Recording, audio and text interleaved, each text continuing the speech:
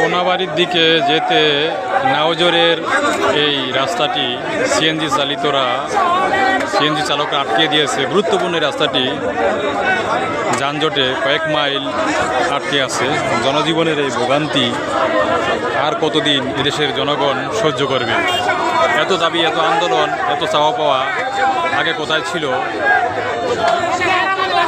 আসলে এদেশের জনগণের কর্মের কোনো দাম নাই। রাস্তা ঘন্টার পর ঘন্টা তারা আটকে থাকবে এ ধরনের দাবি দেওয়া আদায় করার ব্যাপারে। দেখেন কি অবস্থা, আজকে কাজে যেতে পারলাম না, ঘন্টার পর ঘন্টা আটকে থাকলাম একই জায়গায়। এগুলো আর সহ্য করা যায় না। এবং এদেশের প্রশাসন, পুলিশ, এদেশের বিভিন্ন ধরনের বাহিনীরা কি করছে জানা নাই।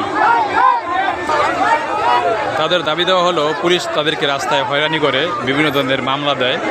এখন মামলাগুলো কী কারণে দেয় তো সবাই জানা। বেপরোয়া চালন এবং রাস্তার ভিতরে উল্টাপাল্টা করে চলা কিংবা গাড়ি রাখা, এই জন্য এইভাবে আন্দোলন করতে হবে। এর গুরুত্বপূর্ণ সড়ক আটকিয়ে দেখেন কি অবস্থা, কয়েক মাইল যানজটে আটকে আছে এই গুরুত্বপূর্ণ সড়কের রাস্তাগুলোতে।